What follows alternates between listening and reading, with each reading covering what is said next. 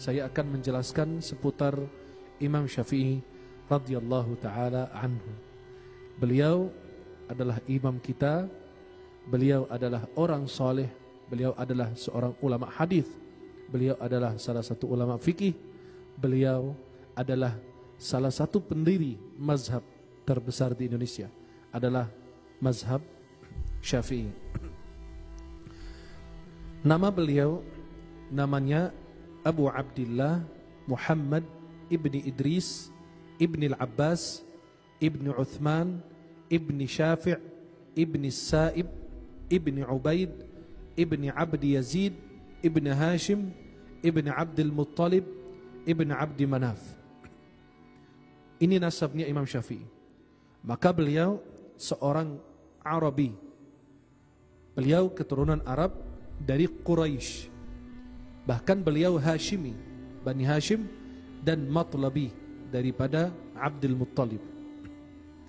Maka beliau bertemu nasabnya bersama nasab Rasulullah SAW di dalam kakeknya Rasulullah yang bernama Abdi Manaf.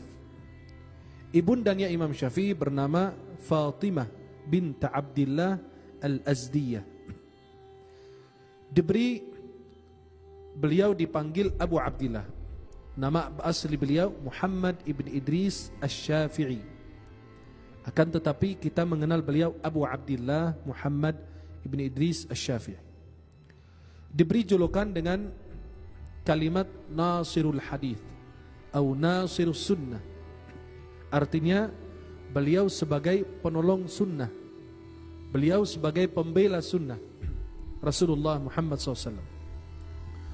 Diriwayatkan oleh Harmalah Ibni Yahya bahwasannya beliau mengatakan, aku mendengar Imam Syafi'i menyatakan, summitu bi Makkah Nasiral Hadith. Aku diberi gelar julukan oleh ulama di Makkah dengan julukan Nasiral Hadith. Nasir artinya penolong hadis Rasulullah sallallahu alaihi wasallam atau pembela hadis Rasulullah. Imam Syafi'i radhiyallahu an menurut pendapat yang kuat lahir pada hari Jumat, dan itu adalah Jumat terakhir daripada bulan Rajab pada tahun 150 Hijriah, tahun wafatnya Imam Abu Hanifah radhiyallahu an. Imam Abu Hanifah nama beliau An-Nu'man ibn Thabit ibn Zawta, salah satu ulama pendiri mazhab. Beliau lahir di Irak, wafatnya di Irak. Dan Imam Abu Hanifah wafat 150 Hijriah, tahun lahirnya Imam Syafi'i radhiyallahu anhu. Tempat lahirnya Imam Syafi'i terdapat 4 pendapat ulama. Yang pertama menyatakan Imam Syafi'i lahir di Gaza, atau ada yang mengatakan beliau lahir di Asqalan, dan ada yang menyatakan beliau lahir di Yaman, ada yang mengatakan beliau lahir di Mina. Akan tetapi pendapat yang kuat, Imam Syafi'i radhiyallahu an lahir di kota, di kampung, di desa namanya Gaza. Gaza ini di Palestina. Kemudian beliau sesudah wafat ayahnya dibawa oleh ibundanya beliau ke Asqalan. Berarti beliau lahir di kota, di kampung, di desa bernama Gaza. Kemudian beliau sesudah wafat ayahnya dibawa oleh ibundanya beliau ke kota namanya Asqalan. Kemudian beliau di situ, di dalam Asqalan ada suku ibundanya beliau, Al-Azd. Karena kalau anak yatim dekat dengan keluarganya, dengan sukunya, dia pasti akan terjaga. Biasa anak yatim ada yang diremehkan, ada yang dihina, ada yang dicaci maki, ada yang dan lain sebagainya. Maka ketika dia dekat dengan keluarganya, Imam Asy-Syafi'i radhiyallahu an, maka insyaallah beliau akan senantiasa terjaga daripada penghinaan orang lain karena dia tidak memiliki ayah. Apalagi ketika dia masuk sekolah, belajar dan seterusnya, itu pasti kedudukannya pasti akan dinilai berbeda dengan anak-anak yang memiliki orang tua. Kemudian beliau, Imam Syafi'i radhiyallahu an, lahir di kampung namanya Gaza, kemudian dibawa oleh ibunya ke Asqalan, kemudian dibawa ke kota Makkah. Usia Imam Syafi'i pada waktu itu adalah 2 tahun. Mulai Imam Syafi'i tumbuh dalam taat kepada Allah. Beliau mulai menghafal Quran pada usia 7 tahun kepada qurra, ulama-ulama qiraat di Makkah. Kemudian sesudah itu beliau menghafal sunnah, mempelajari sunnah Rasulullah. Usianya beliau 9 atau 10 tahun kepada ulama-ulama besar di Makkah dan Madinah. Kemudian beliau belajar bahasa Arab, mendalami bahasa di suku namanya Hudzail. Kemudian beliau belajar fikih kepada imam-imam di masa beliau, seperti Imam Khalid ibn Muslim Az-Zinji di kota Makkah, dan seperti Imam Malik di kota Madinah, Imam Muhammad ibn Hasan Asy-Syaibani di Irak, salah satu muridnya Imam Abu Hanifah, dan murid-murid daripada Imam Al-Laits ibn Sa'ad, salah satu ulama Mesir. Istrinya beliau, istri atau Imam Syafi'i radhiyallahu an, cuma memiliki satu istri. Istri beliau namanya Hamdah binti Nafi' ibni Anbasah binti Amr ibni Uthman ibni Affan. Ini istri Imam Syafi'i radhiyallahu an. Anaknya beliau memiliki 4 anak, 2 laki-laki dan 2 perempuan. Yang pertama namanya Muhammad Abu Uthman, dan yang kedua namanya Muhammad Abul Hasan, dan yang perempuan namanya Zainab dan Fatimah. Imam Syafi'i menghafal Al-Quran pada usia 7 tahun, menghafal sunnah hadis Nabi usia 9 atau 10 tahun. Kemudian beliau mulai menghafal Muwatta Imam Malik pada usia beliau 10 tahun. Di antara usia 18 dan 20 tahun, Imam Syafi'i radhiyallahu an pergi ke kota Madinah agar beliau belajar kepada Imam Malik ibn Anas. Siapa yang tidak mengenal Imam Malik? Ya. Imam Malik, Imam Darul Hijrah. Sampai dikatakan la yufta wa Malik fil Madinah. Jangan ada yang sekali-sekali berani berfatwa sedangkan Imam Malik hidup di kota Madinah. Saking luas ilmunya Imam Malik, saking mengagungkan hadis Rasulullah SAW. Tidak pernah beliau di dalam kendaraan. Imam Malik ditanya tentang hadis, lalu dia menyampaikan harus turun dari kendaraan, duduk, berwudu, bersuci, baru beliau menyampaikan hadis. Dan tidak menyampaikan hadis dalam keadaan terburu-buru radhiyallahu an.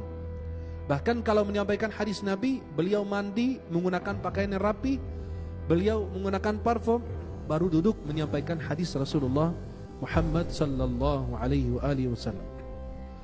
Imam Malik termasuk orang yang mengagungkan hadis Rasulullah.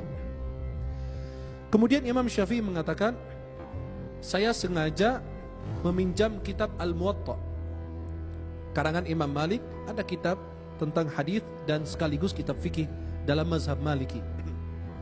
Kata Imam Syafi'i apa?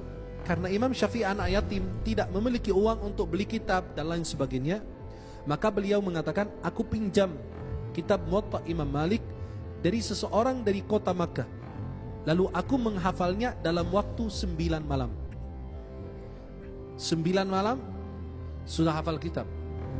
Kita 90 malam baru hafal Qul ya ayyuhal kafirun. Bahkan muter-muter nggak sampai ke ujungnya. La antum abiduna ma'abudu wala ana abidun ma'abadtum. Loh, kok nggak ketemu ujungnya lagi? Kalau udah capek, lakum dinukum waliyadin. Ya, kadang-kadang baca Ar-Rahman ayat fa bi ayyi ala'i rabbikum tukadziban, ketemu lagi. Tuh, kok ini salah cetakan apa ada tambahan ini? Beliau 9 malam menghafal kitab Muwatta. Maka kalau ada yang berani mencela Imam Syafi'i, itu dia berat timbangannya nanti di akhirat daripada dosanya. Karena Allah tidak akan memberikan kelebihan kepada seorang hamba menghafal dan menguasai ilmu kecuali itu dia dipilih oleh Allah. Maka hati-hati, kata Imam Ibnu Asakir, luhumil ulama'i masmumah, daging ulama itu beracun. Hati-hati. Kenapa? Karena mereka adalah para waliullah, mereka yang menyampaikan agama Allah, mereka yang menyampaikan hadis Rasulullah. Tapi ulama-ulama istiqamah, bukan ulama su', apalagi ulama dunia. Ya, dia merubah fatwanya sesuai dengan pembayaran. Seperti Ustadz, ditanya Ustadz tentang hukum, Ustadz gimana ini, boleh nggak Ustadz? Oh nggak boleh. Akhirnya kalau seandainya Ustadz nanti saya bagi 10 juta, oh berarti itu masalah khilafiyah. Yang ini bilang boleh, yang ada yang bilang nggak boleh juga. Maka boleh kita pegang yang mana saja. Kan Islam itu agama mudah, tidak dipersulit. Akhirnya dia merubah fatwa sesuai dengan uang atau godaan dunia, na'udzubillah.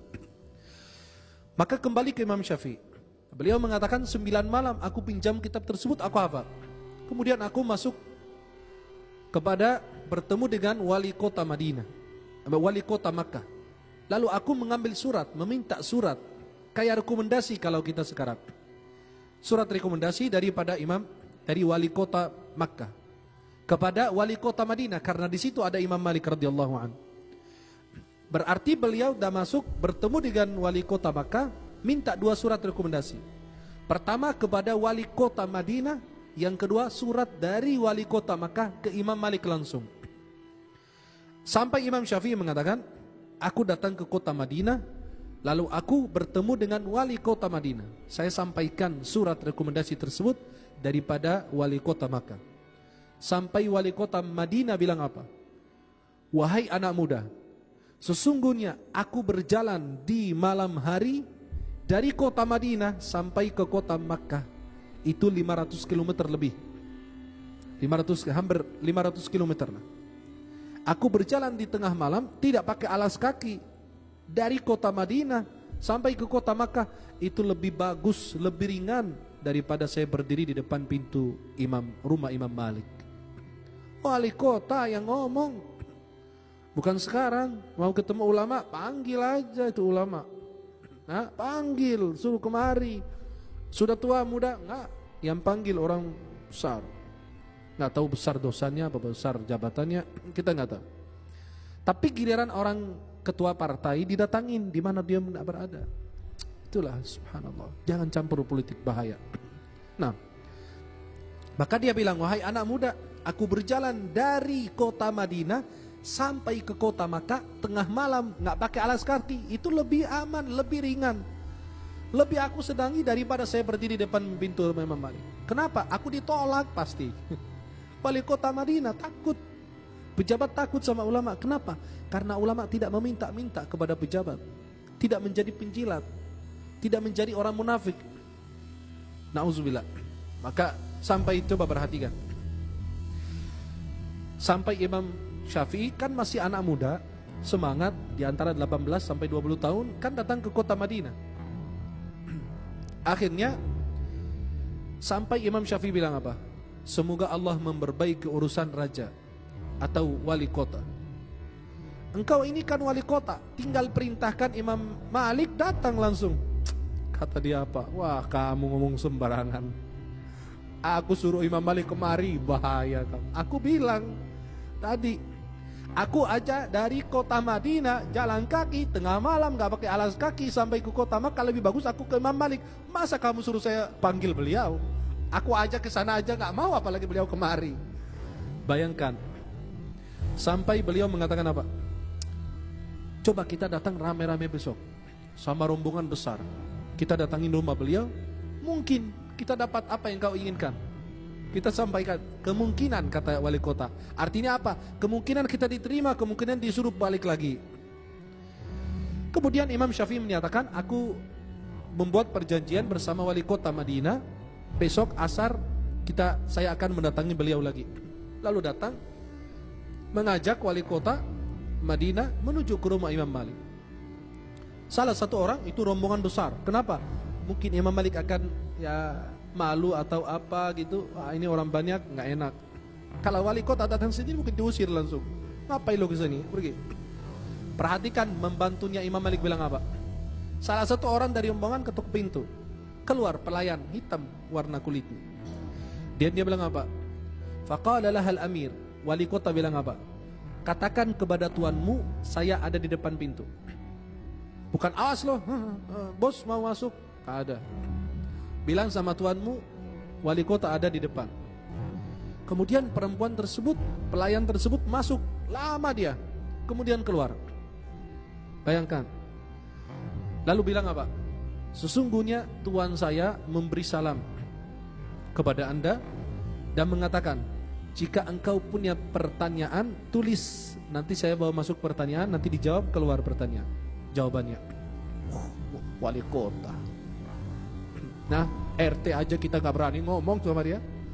Ente ngomong sembarangan. RT aja begitu, apalagi wali kota. Coba bayangkan, ya, RT aja kita ngomongin gitu, subhanallah. Luar biasa. Minta surat, nanti entar aja, datang ke rumah ya, siap. RT aja nyuruh kita, subhanallah. Apalagi wali kota, kan jabatan tinggi termasuk. Akhirnya perempuan tersebut bilang apa? Kata Tuhan saya memberi salam kepada Anda, bilang kalau kamu punya pertanyaan, tolong tulis di surat. Nanti saya bawa masuk jawaban, nanti keluar kepada Anda. Kalau Anda datang di sini untuk belajar hadis, kamu tahu hari hadisnya kapan? Kapan beliau ngajar, majelisnya beliau? Fansarif, pergi. Kalau kamu nggak ada pertanyaan atau mau belajar hadis, kamu udah tahu hari majelisnya kapan. Ya udah, pergi katanya. Kemudian wali kota merasa malu, masa banyak pasukan aku disuruh pergi gitu, sama pelayan lagi. Bayangkan membantu usir ustadz, usir kiai besar. Maaf Pak Kiai lagi nggak enak badan, minta tolong antum pergi, nanti balik lagi habis asar. Ustadz besar atau bupati atau wali kota atau menteri mati berdiri dia. Akhirnya beliau mengatakan apa? Aku ini kan datang dari ada surat, saya bawa surat rekomendasi daripada wali kota Makkah. Ada keperluan, ada urusan penting kata dia. Kemudian masuk lagi perempuan tersebut, pelayan, lalu dia keluar membawa satu kursi. Pas anak baca, kursinya buat Imam Malik apa buat wali kota? Ya biasa, ya Tuan silahkan duduk gitu sampai nunggu Imam Malik buatin ngopi gitu atau teh atau apa. Yang kerjanya sekarang ngopi mulu. Orang ngaji ini ngopi katanya, subhanallah. Sampai videonya anak-anak kecil itu diajarin ngopi. Udah ngopi belum gitu, subhanallah. Ya. Sekali-sekali ngaji, udah belum ngaji, udah sholat belum gitu, ngopi terus. Sampai videonya bermacam-macam lucu semua. Kopinya ditutupin apa, sarung, apa kain kafan, habis itu mana itu dicari bertiga berempat. Tiba-tiba itu ada di sini. Sampai ditulis apa, yang nggak berani, yang nggak kuat jangan dilihat tuh video. Subhanallah. Ayo ngopi kata dia, subhanallah. Maka kita viralkan hal-hal yang bagus. Ngopi bukan haram, ya. Kecuali kalau ngopi sambil sholat itu baru haram, ya. Maka para jemaah yang dimuliakan Allah, masuk pelayan tersebut bawa kursi keluar. Anak kira itu pas baca kisah ini untuk untuk wali kota, menghormati kan jabatan. Akhirnya Imam Malik kursi itu, dan tiba-tiba langsung keluar Imam Malik. Di belakang perempuan itu keluar, taruh kursi, Imam Malik langsung keluar. Sampai Imam Syafi'i bilang apa? Aku melihat seseorang yang haibahnya, dan begitu saya melihat beliau, itu seorang syekh, artinya sudah sepuh, sudah tua, dan beliau itu jenggotnya Allah rapi, panjang dan rapi gitu. Kan disisir oleh Imam Malik jenggotnya, ya. Coba perhatikan, Imam Malik duduk di kursi, wali kota ngapain? Berdiri kayak anak kecil di kelas. Imam Malik lagi duduk, bayangkan Imam Malik duduk, wali kota berdiri. Zaman now beda, wali kota duduk, ustadznya berdiri. Kemudian wali kota Madinah kasih surat ke Imam Malik. Imam Malik baca surat. Ini orang punya urusan ini dan keadaannya begini, dan tolong sampaikan hadis kepada beliau dan lakukan ini dan itu kepadanya. Langsung dibuang surat. Di depan siapa? Wali kota. Di depan siapa? Wali kota. Imam Malik langsung buang itu surat. Beliau mengatakan apa? Subhanallah, maha suci Allah. Apakah ilmu Rasulullah diambil, dipelajari dengan surat rekomendasi seperti ini? Kemudian Imam Syafi'i bilang apa? Tiba-tiba pas beliau buang surat, wali kota Madinah langsung diam, kayak habis buang air kecil. Diam langsung, gak berani ngomong. Akhirnya Imam Syafi'i yang maju aja, kan masih anak muda. belum ngerti Imam Malik itu seperti apa. Maju. Dan dia mengatakan apa? Semoga Allah memperbaiki urusanmu. Aku ini orang matlabi dari Bani Abdul Muttalib. Dia kasih tahu bahwa nasab saya bersambung dengan Rasulullah. Kasihan aku datang dari jauh. Naik bis aja 6 jam. Bagaimana beliau naik onta, naik kendaraan atau jalan kaki. Dan saya punya cerita begini-begini diceritakan. Imam Malik cuma mendengarkan Imam Syafi'i cerita aja. Dilihat beberapa saat oleh Imam Malik. Dan kata Imam Syafi'i, Imam Malik itu punya firasat. Kasyaf, tahu. Kemudian beliau bilang apa? Mas muka, siapa namamu? Qultu Muhammad. Nama saya Muhammad. Nah Imam Malik langsung bilang apa? Belum nanya yang lain. Bertakwalah kepada Allah wahai Muhammad, dan jauhi maksiat, karena engkau akan mendapatkan posisi dalam agama yang bagus. Pertama kali dilihat, nampak langsung. Thumma qala na'am wa karamah. Kemudian nanti kamu akan mendapatkan kemuliaan apabila esok hari kamu datang dan bawa orang yang membacakan kitab untukmu. Kan ada qari itu namanya, qari yang membacakan kitab. Kata Imam Syafi'i apa? Aku yang baca nanti. Kemudian Imam Syafi'i esok hari datang dan dia mulai aqra zahiral kitab wal kitabu fi yadi. Imam Syafi'i baca sambil tutup kitabnya, bacain hadisnya. Loh, belum ketemu ustadznya, hafal kitabnya sudah di kepala, di luar kepala, bayangkan. Baca sambil tutup kitab. Kata Imam Syafi'i apa? Fakullama tahayyabtu malikan wa aradtu an aqta. Setiap kali aku merasa haibahnya, wibawanya beliau, aku mau selesaikan. Udah selesai, nih 10 hadis cukup. Imam Malik senang dengan bacaan Imam Syafi'i, karena Imam Syafi'i sudah belajar bahasa. Maka beliau kalau baca gak ada kesalahan dalam membaca. Itu namanya lahan. Yang ada fathahnya kasih kasrah, yang ada dhammahnya kasih ihdina alhamdulillahi rabbil alamin. Enggak, dia bacanya alhamdulillah. Ya. Iya, karena dibaca jelas. Bukan ijajul jilatil ardu jiljalaha. Contoh, bukan sebuah kesalahan, tidak. Memang dia sudah belajar, sudah didik sejak kecil cara membaca huruf. Kalau kita, Pak, kok baca Al-Fatihah begitu, Pak? Hancur. Giliran ngomong bahasa Inggris lancar, Masya Allah. Tapi giliran baca Al-Fatihah yang rukun dalam sholat, itu Masya Allah luar biasa. Alhamdu, Pak, alhamdu, alhamdu. Kan saya bukan orang Arab. Loh, giliran bahasa Inggris kamu pintar, kamu bukan orang Inggris. Dan banyaknya begitu, ya. Kemudian para jemaah yang dimuliakan Allah, terus Imam Syafi'i membaca, kemudian Imam Malik bilang apa? Terus tambahin, terus tambah. Dan diselesaikan dibaca dalam beberapa hari. Kemudian Imam Syafi'i menetap di kota Madinah, belajar kepada Imam Malik. Dan Imam Malik wafat pada tahun 179 Hijriah. Dan usia Imam Syafi'i pada waktu itu 29 tahun. Berarti sempat belajar, mendalami agama, mendalami hadis sama Imam Malik radhiyallahu anhu. Sesudah wafat Imam Malik, Imam Syafi'i kembali ke Makkah, belajar lagi. Kemudian beliau rihlah, lakukan perjalanan ke Yaman, negeri Yaman. Kemudian beliau belajar di Yaman kepada Mutarrif ibn Mazin as-San'ani. Dari Amr bin Abi Salamah, sahabatnya, imam besar namanya Imam Al-Auza'i di negeri Syam. Dan dari Yahya ibn Hassan, sahabatnya Al-Layth bin Sa'ad, imam Mesir, imam orang-orang Mesir waktu itu, salah satu ulama faqih. Kemudian beliau pergi rihlah ke Irak. Ulama itu belajar kemana-mana tuh, ke Makkah, ke Madinah, ke Yaman, ke Mesir, kemana, ke Irak. Nah, ini kan belajar satu kiai aja udah merasa ulama besar. Kalau kita panggil dia, al-imamul allama al-bahar, laut ilmu. Laut apaan? Awas kecebur nanti. Nah, itulah. 1-2 kiai aja udah, ya Allah, ini Imam Syafi'i bertahun-tahun belajar, cari ulama, hijrah mencari ulama. Sekarang ustadz yang datang ke rumah kita, ustadz bisa dipanggil. Nah kan, anak itu privat di rumah, yang lain pada belajar di sekolah, ini belajar sendiri di rumah. Wah, subhanallah. Mungkin ada dengan situasi yang bermacam-macam ya. Tapi kadang-kadang anak sudah mampu ke sekolah, tapi malah belajarnya di rumah lebih malas. Kemudian Imam Syafi'i rihlah ke negeri Irak pada tahun 184 Hijriah. Akan tetapi ketika masuk, beliau diadu domba di antara beliau dan khalifah. Maka beliau masuk dengan diikat. Kemudian yang menyelamatkan Imam Syafi'i waktu itu adalah Imam Muhammad ibn al-Hasan al-Syaibani, salah satu muridnya Imam Abu Hanifah.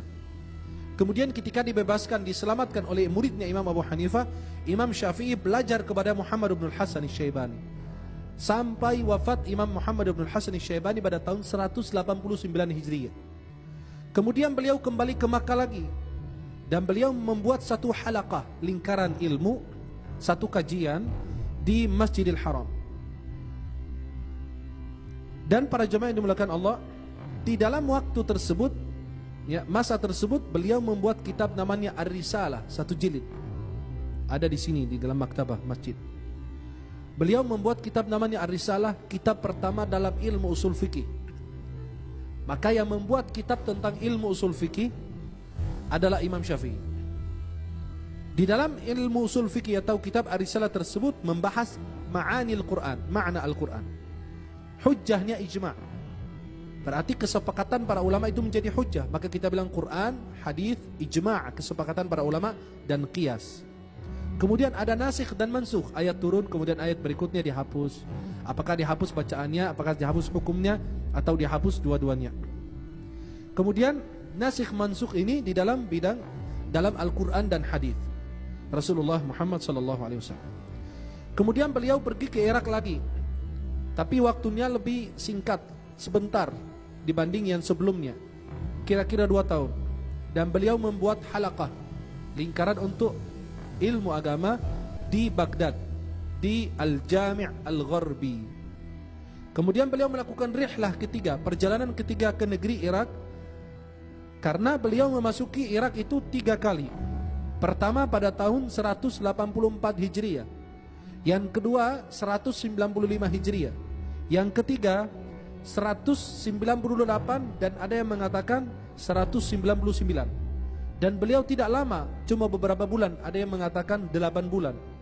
Kemudian beliau melakukan perjalanan ke Mesir pada tahun 199 Hijriah. Kemudian beliau pergi berjumpa dengan seorang ulama namanya Abdullah ibnul Hakam, yang memuliakan Imam Syafi'i, dan beliau menetap di rumahnya sampai Imam Syafi'i wafat radhiyallahu anhu. Bahkan dimakamkan di dalam kuburan mereka. Dan waktu itu Imam Syafi'i menyebarkan mazhab jadid. Kan mazhab Imam Syafi'i ada 2, mazhab qadim dan mazhab jadid, mazhab lama dan mazhab baru. Mazhab lama ketika beliau di Irak, kemudian beliau mazhab baru.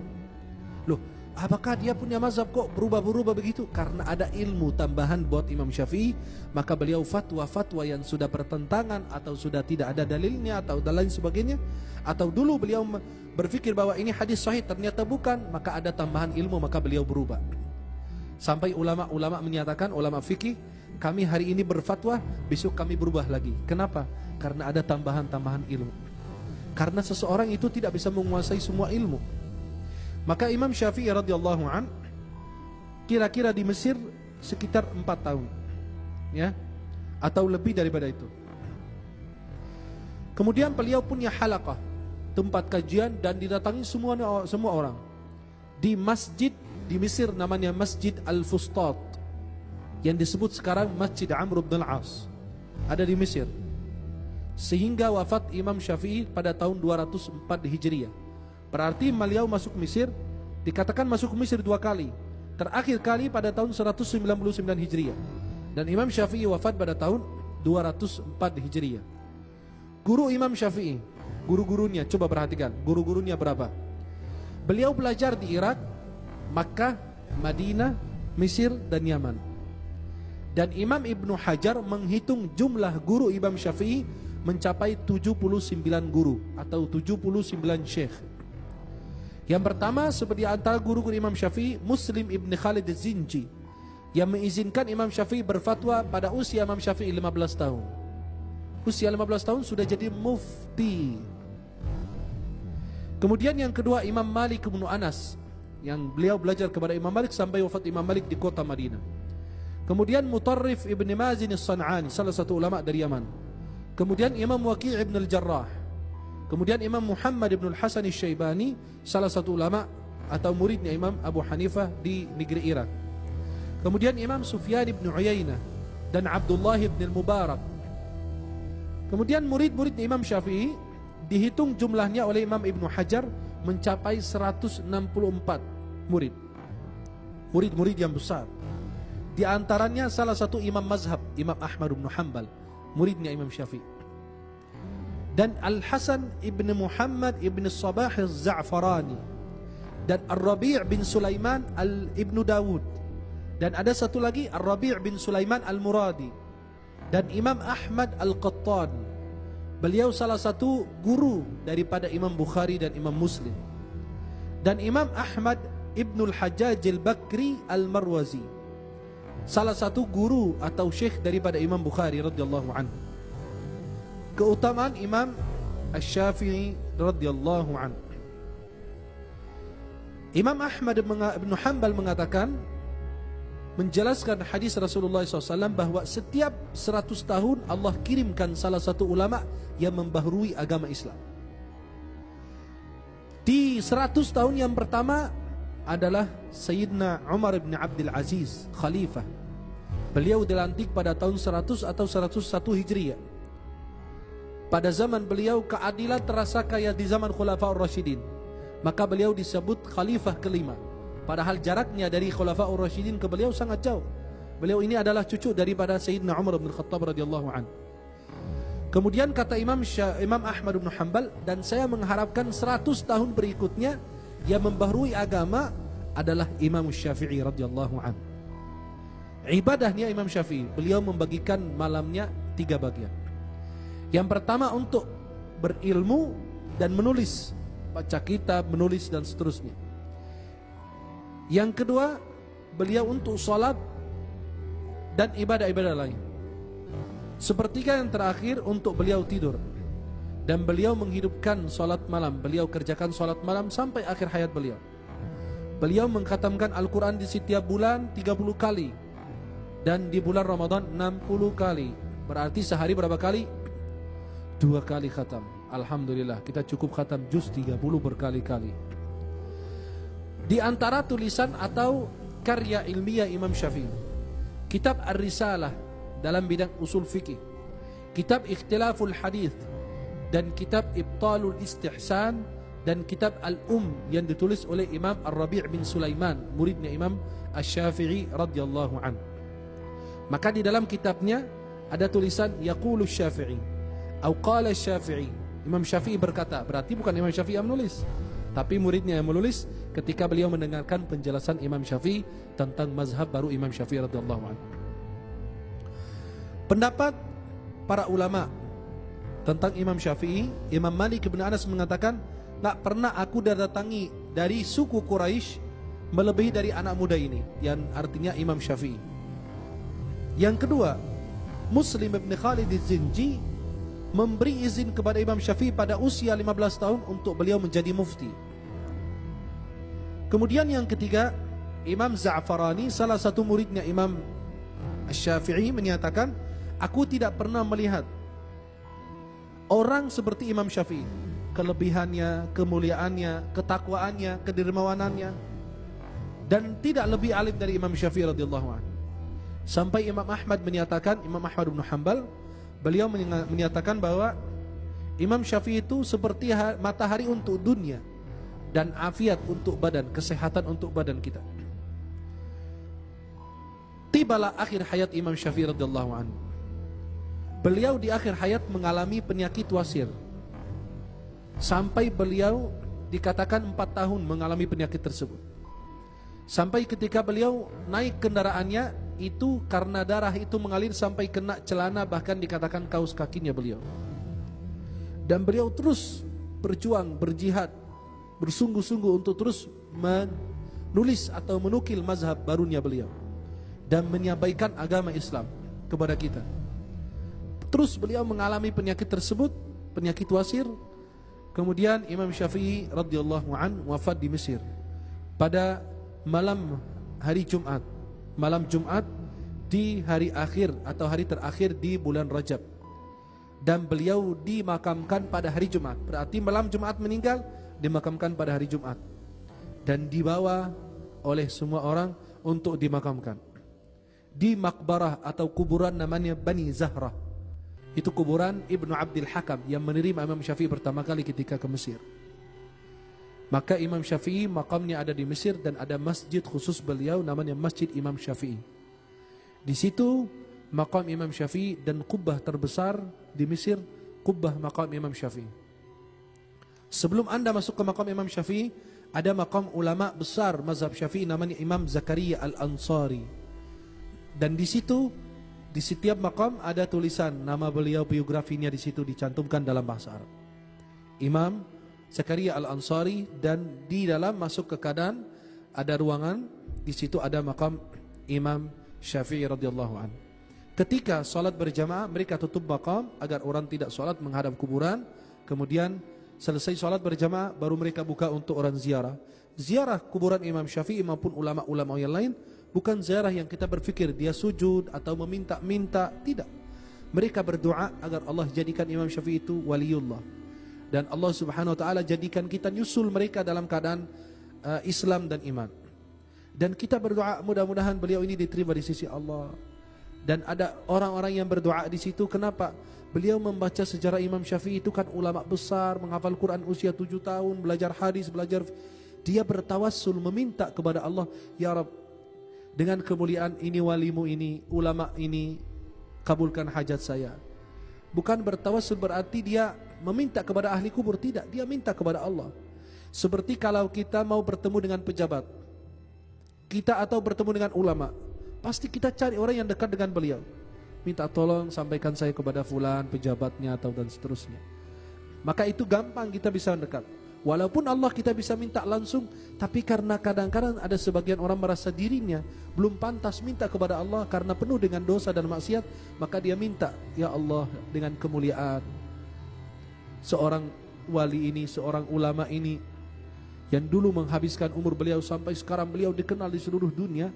Ada yang nyebut rahimahullah, ada radhiyallahu anhu, disepakati oleh seluruh ulama dari 204 Hijriah wafat sampai saat ini, semua kita kenal Imam Syafi'i, semua kita kenal Imam Bukhari, semua kita kenal Imam Ahmad, ulama-ulama yang lain. Maka kita berdoa kepada Allah agar Allah menerima amal ibadah kita, Allah wafatkan kita husnul khatimah. Karena ada doa dalam Al-Quran, Rabbana ighfir lana wa li ikhwanina alladhina sabaquna bil iman. Mereka telah mendahului kami dalam keadaan iman. Wa la taj'al fi qulubina ghillan lil ladzina amanu Rabbana innaka raufur rahim. Imam Syafi'i radhiyallahu an wafat pada tahun 204 Hijriah dan usia beliau pada waktu itu adalah 54 tahun. Inilah sejarah singkat Imam Syafi'i. Tapi kalau kita mau baca lebih lanjut, ada Al-Imam Muhammad Abu Zahra menulis kitab yang tebal tentang Al-Imam Syafi'i. Bahkan beliau menulis tentang ulama 4 mazhab, Imam Ahmad bin Hanbal, Abu Hanifah, Imam Malik, Imam Syafi'i. Setiap ulama 1 jilid.